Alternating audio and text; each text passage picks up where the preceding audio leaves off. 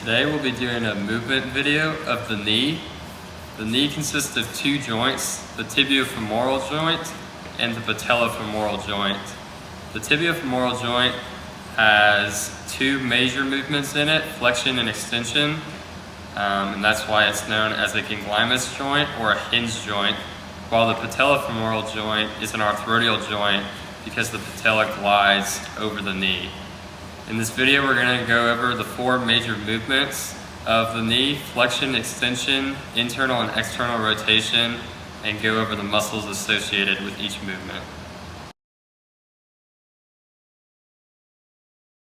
We're going to review the normal range of motion and muscles involved for knee flexion.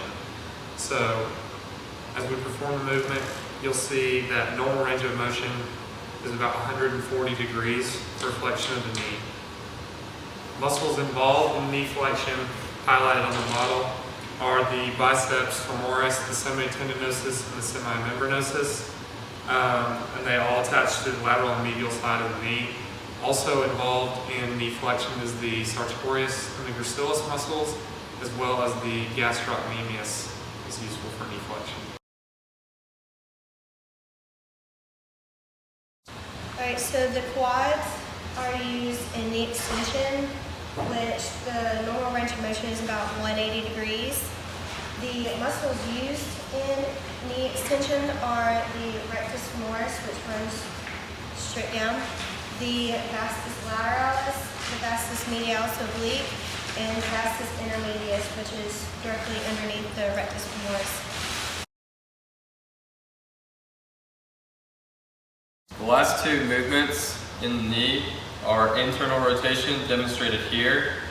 The muscles associated with internal rotation are two of the hamstring muscles that can be found on the medial side, the semitendinosus and the semimembranosus, as well as the popliteus muscle, which can be found just on the back of the kneecap. The normal range of motion for internal rotation is 30 degrees, and the final movement of the knee is external rotation, where the normal range of motion will be 45 degrees, and the muscle most associated with this movement is the biceps femoris. The knee has four major ligaments, two cruciate ligaments and two collateral ligaments. The anterior cruciate ligament, or the ACL, resists anterior translation of the tibia. This ligament is more commonly torn in women because they have a larger Q angle. The posterior cruciate ligament, or PCL, can be found behind the ACL. This ligament prevents posterior translation of the tibia and is rarely torn. The first collateral ligament is the medial collateral ligament, or the MCL. This ligament resists valgus forces and is commonly injured when someone falls on the outside of the leg. The deeper fibers of the MCL attach to the medial meniscus. The second ligament is the lateral collateral, or LCL. It protects against varus forces, and this ligament is not common.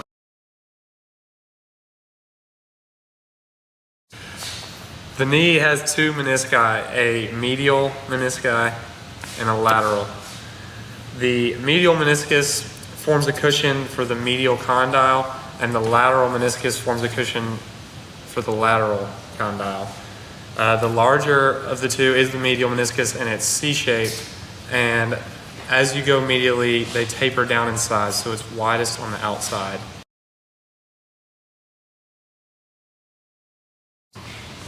The knee has four main bursas. The purpose of a bursa is to reduce friction at different points of the knee.